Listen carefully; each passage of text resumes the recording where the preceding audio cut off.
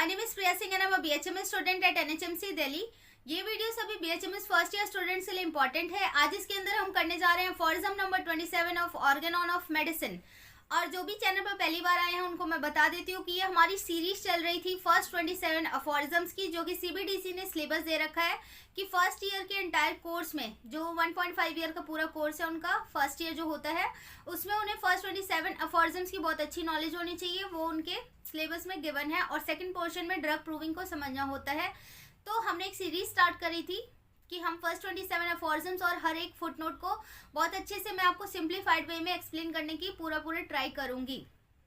ठीक है, तो मैंने पूरा 26 तक कंप्लीट कर दिया और ये आज हमारी लास्ट वीडियो होने वाली है। तो जिन्होंने भी चैनल को सब्सक्राइब किया, अफोरिज्म्स की वीडियो के थ्रू देखा है, समझा है, थैंक यू सो मच। आपने वीडियो को लाइक किया और आपको वो वीडियो सब बहुत अच्छे से समझ आ गए होंगे, सारे अफोरिज्म बहुत हेल्पफुल होंगे आपके लिए। ऐसे ही आप सारी वीडियोस को पूरा कंप्लीट देखें पूरे 27 अफोरिज्म्स पे, फिर आपका एक बहुत अच्छा कमांड होगा। हर एक आपको फुटनोट बहुत इजीली समझ आ जाएगा उन वीडियोस को देख के।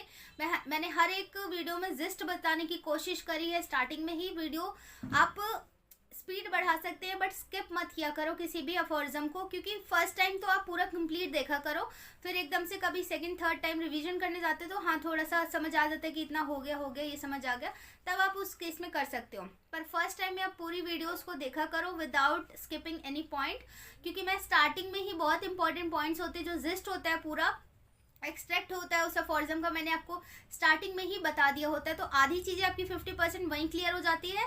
देन हम बुक को रीड करके एक एक लाइन को बहुत अच्छे से समझ लेते हैं और फिर जब आप थर्ड टाइम में आप अपने खुद से रिवाइज करते हैं, फिर से समझते हैं, तो पूरा आपका 100% कमांड हो जाता है।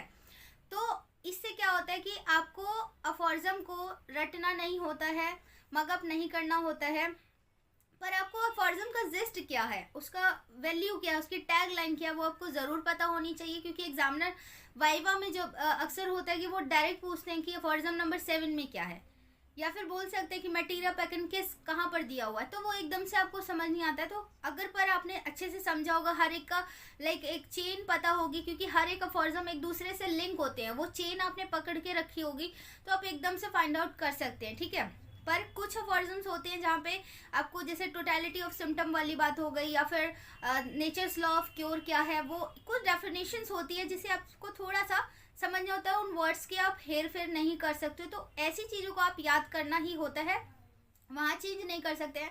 पर अगर बाकी सारे अफोरिज्म्स हैं वहाँ पे आपको जिस्ट पता होना चाहिए क्या है, फिर आप ऑटोमेटिक चाहे शॉर्ट आंसर क्वेश्चन आ जाए या लॉन्ग आंसर क्वेश्चन आ जाए, कुछ भी आ जाए, एनीथिंग, तो आप उसको इजीली टैकल कर पाते हैं, बता पाते हैं। सो आज ये लास्ट वीडियो, तो थोड़ा मैंने आपको ये सब चीज़ें बता दी है। तो अब हम 27 अफोरिज्म को समझते हैं। तो इसमें कुछ नहीं है, बस जो हमने 26 अफोरिज्म पढ़ा है, जिसमें कि हमने नेचर्स लॉ ऑफ क्योर पढ़ा, होम्योपैथिक लॉ ऑफ नेचर पढ़ा, लॉ ऑफ नेचर पढ़ा है, जिसके अंदर की कोई भी मेडिसिन कैसे एक बीमारी को क्योर करती है, तो उसी बात को अगेन 27 में फिर से कहते हैं ना कंटिन्यू करा गया है, समझाया गया है। देन ये पूरा सीरीज हमारा कंप्लीट हो जाएगा। तो अब इसको हम बुक से रीड करके समझ लेते हैं क्या कह रहा है ये।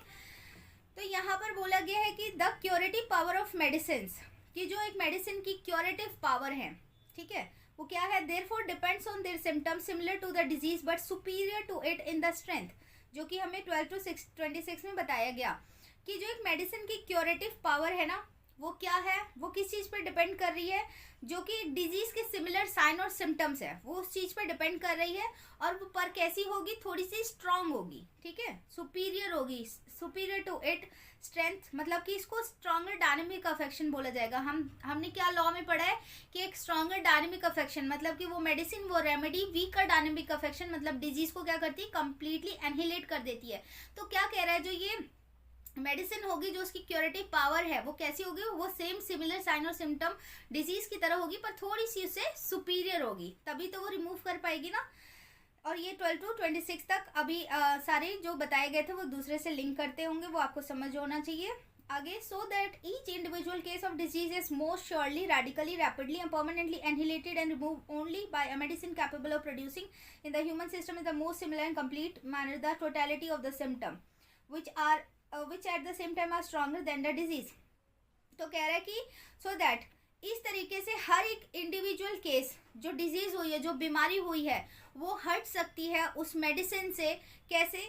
मोस्ट श्योर वे में। श्योर है, पक्का है कि हट जाएगी। रेडिकली मीन्स कि कंप्लीटली हट जाएगी, रैपिडली बहुत जल्दी हट जाएगी, एंड परमानेंटली वो जो साइन और सिम्टम्स हट जाएंगे उस मेडिसिन से। कब हटेंगे? जब हमने उस मेडिसिन को बहुत अच्छे से, ऐसे नहीं कि कुछ भी मेडिसिन हमने दे दिया और वो हटा ही देगा, ऐसा नहीं होगा, क्योंकि होम्योपैथी बहुत टफ होती है। क्योंकि यहाँ पर आपको क्या होता है, इंडिविजुअल को समझना होता है, उसके सारे साइन और सिम्टम्स को, डिजीज को तो समझना ही है, प्लस उसके जो इंडिविजुअल है उसको होलिस्टिक अप्रोच, मतलब कि उसका mental general, physical general, each and everything, उसकी हैबिट, मोड ऑफ लिविंग, उसका ऑक्यूपेशन, हर एक चीज जानने के बाद जब हम मेडिसिन निकालते हैं तब उसको टोटलिटी के थ्रू देते हैं। मतलब उसमें पर्सन आएगा, पेशेंट आएगा, वो अपने कंप्लेंट जो लेकर आएगा, प्रेजेंटिंग या चीफ कंप्लेंट होगी जो उसकी, तो वो तो बताता जाएगा, पर हमें कैसे, मतलब उसमें से क्या क्या इंपॉर्टेंट साइन और सिम्टम्स हैं, वो तो कुछ भी बता देगा ना, अपनी स्टोरी भी कंटिन्यू करेगा, तो सब चीज़ें तो इंपॉर्टेंट नहीं होगी। पर उसमें मेन क्या होता है, गुड लिसनर भी होना चाहिए ना फिजिशियन को, ऑब्जर्वर भी अच्छा होना चाहिए, गुड लिसनर भी होना चाहिए, मतलब सारे सेंसेस बहुत एक्टिव होने चाहिए जब physician is taking a case, है ना, जब वो अपने पेशेंट की बातों को सुन रहा है, हर चीज़ को नोटिस कर रहा है। फिर जाके क्या होता है, उन सारे साइन और सिम्टम्स की हम टोटलिटी करते हैं, मतलब कि सम टोटल करते हैं, मोस्ट इंपॉर्टेंट साइन और सिम्टम्स को लेते हैं, फिर उसको रूब्रिक्स में कन्वर्ट किया जाता है। वो तो आप आगे पढ़ोगे कि रेपेट्री की भी फर्स्ट ईयर से इंट्रोडक्शन कर दिया गया है, बहुत अच्छे से टीचर्स आते हैं, समझाते हैं, तो आपको मतलब वहाँ पे वो तो उसका पोर्शन है। इंटीग्रेटेड नॉलेज अब दिया जा रहा है, मतलब क्लासेस होती हैं, समझाया जा रहा है कि कैसे रेपेट्री और ऑर्गेनॉन कैसे जुड़ा है, रेपेट्री और materia Medica, repertory is a subject, है ना। तो फिर क्या होता है, उन साइन और सिम्टम्स को हम रूब्रिक्स में कन्वर्ट करते हैं, मतलब कि अब जाके उस बुक से हम एक सिमिलिमम, जहाँ सारे साइन और सिम्टम मैच कर रहे हो, तब जाके हम एक सिंगल रेमेडी निकालते हैं, ठीक है। नंबर ऑफ मेडिसिन में से हम एक सिंपल रेमेडी निकालते हैं। रेमेडी क्या होगी, वो सारे साइन और सिम्टम्स को कवर करेगी, एनहिलेट कर देगी, ठीक है। तो इस तरीके से जब हम वो मेडिसिन निकालते हैं, रेमेडी निकालते हैं, तब वो जाके, और वो कैसी होगी, जब हम एडमिनिस्टर कराते हैं, जब देते हैं पेशेंट को, चाहे हम ग्लोब्यूल्स में डाल कर दें उस मदर टिंचर को, चाहे या फिर सैक्लेट में डाल के दें, एनीथिंग, किसी डायरेक्ट मदर टिंचर के फॉर्म में दें, तो वो मेडिसिन अंदर जाके थोड़ा सा क्या करती है, वाइटल फोर्स को स्टिमुलेट कराती है, हल्का सा वो सारे साइन और सिम्टम पहले क्या हो जाते हैं, एग्रवेट करते हैं। तो होम्योपैथी का एक बहुत मार्क फीचर है कि अगर पेशेंट आता है और अगर फिजिशियन ने बहुत perfect medicine remedy find out कर रखी है, तो उसके सारे साइन और सिम्टम्स हल्का सा पहले क्या होते हैं, एग्रवेट करते हैं। एग्रवेट होने के बाद फिर उसको क्या करते हैं, वो सारे साइन और सिम्टम अपने आप ऑटोमेटिक तरीके से वो क्या होते हैं, रिमूव हो जाते हैं, कंप्लीटली क्योर हो जाते हैं, ठीक है। तो यही था इसका एक्सटेंडेड फॉर्म ऑफ फॉर्जम नंबर 26। तो इस तरीके से 27 भी आई होप कि बहुत अच्छे से आपको समझ आ गया है। तो ये वीडियो की पूरी सीरीज, ये लास्ट था, पूरी सीरीज कंप्लीट हो चुकी है, पूरा ऑर्गेनाइज वे में प्लेलिस्ट बनी हुई है, आप वहाँ से प्लीज़ देखना, समझना बहुत अच्छे से उन सारे फॉर्जम्स को, ठीक है।